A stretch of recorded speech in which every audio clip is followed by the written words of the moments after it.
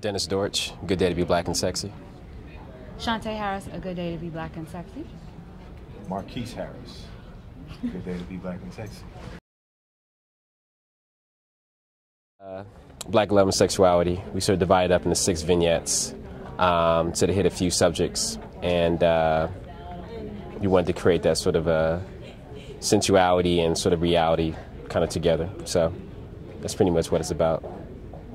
Their particular vignette is about infidelity, actually. So it probably means kind of raw and edgy, and we sort of get to the tension of it right away. We just sort of drop into the actual story sort of in progress and come out before it actually ends, and we're sort of getting the tensions of, instead of having these happy stories, we're sort of having these sort of when it's not so happy, and we sort of end and leave you hanging. So it's probably where that term is coming from. I think that the way that the director of photography shot everything, it's very voyeuristic. So you get, I would say it's as juicy as walking past a really bad argument. Like right away you know the people are not happy, right away you know it's someone's fault, definitely. And you kind of, if you're on the subway, you get the meat and potatoes of it, and when you get off the train, it doesn't matter who was right or who was wrong, it just was a good argument. And so you drop in on all these different vignettes of you right at the party. As soon as you get there, you immediately know what's going on, you're enraptured, and then you go. Real life. Yeah, real life. Really fascinated in real life. Instead of trying to take you away from real life, I want to bring real life to film. So, and really I think there was a lack of sort of honest portrayals of African Americans in film. So I think that was another sort of motivation, that we go through the same things as everybody else. So I wanted to sort of bring that in and expose that.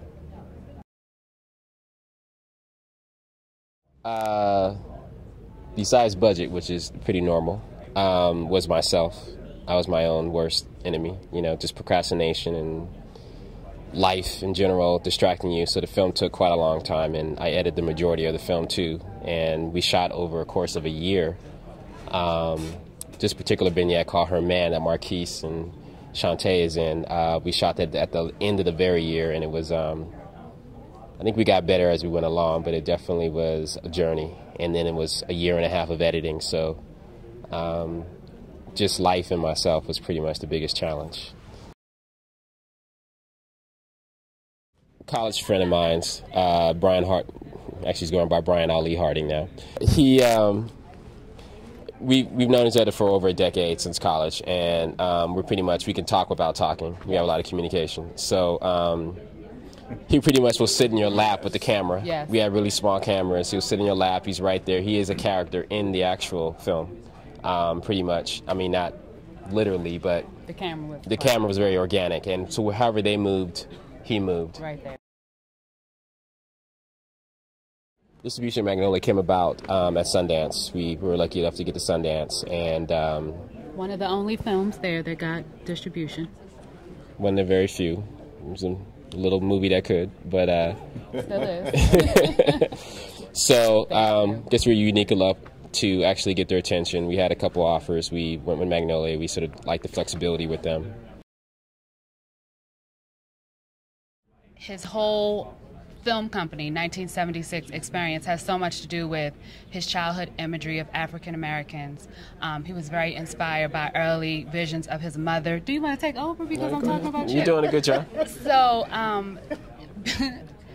Blackness to us is, it's carpet, it's wallpaper, it's all we know. It's nothing that we can step out of and step into, but I will say that in this whole process, you are able to step outside of yourself. And of course, when you follow in malls, when you're trying to shop, and when you can't catch a cab, you're able to see how people look at you, and you're like, oh, do I look that much different? I mean, I just need a cab. It's 12 o'clock at night. I got to get home. I'm a little black woman in the ghetto.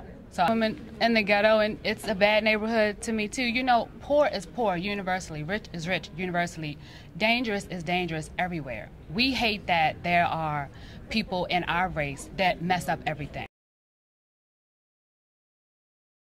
You know what? It's very simple. I think we're all human beings, and we're talking about, you're saying we're not from another planet, we're from here. The differences are basically experiences and people that I've sort of interacted with, and it just comes naturally organic. It's not like I'm saying this is different and this is different. It's just that we are human beings. We just have a different flavor. It's certainly not meant to limit people's perception of what black sexuality is about, but to give folk, I think, a little more insight to the notion that there are things that are true or innate in people, in certain types of people, but that are also true in all people.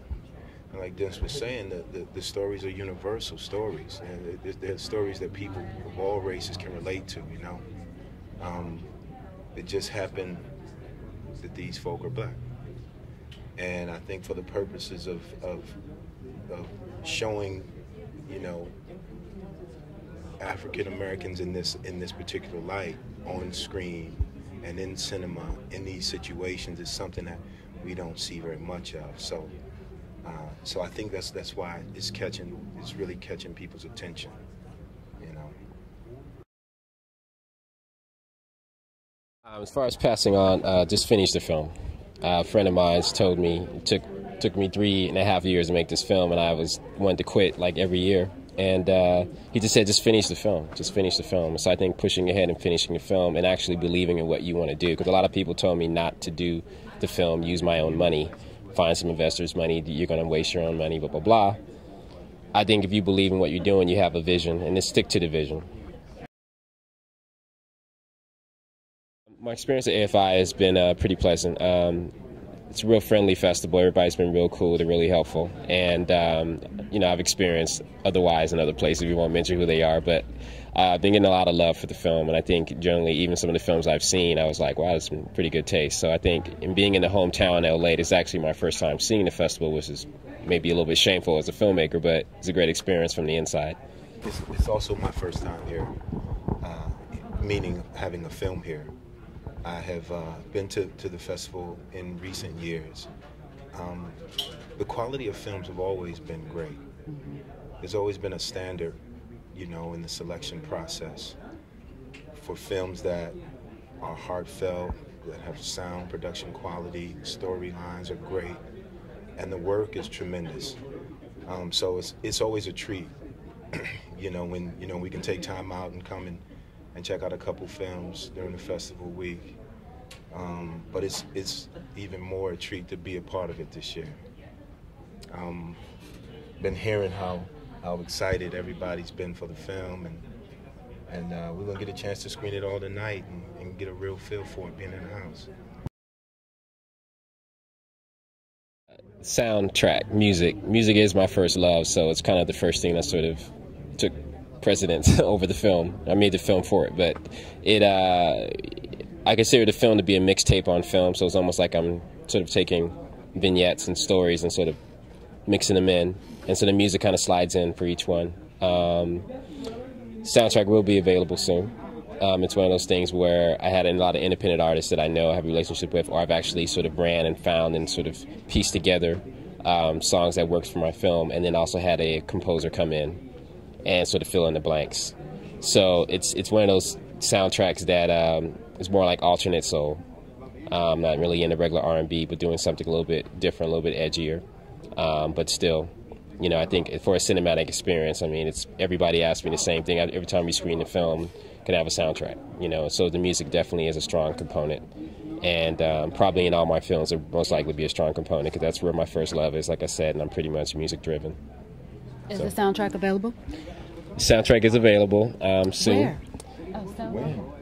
Soon on iTunes, and actually all information can be at theblackandSexymovie.com. So, you know, still work in progress, but we're getting it together. All right. All right.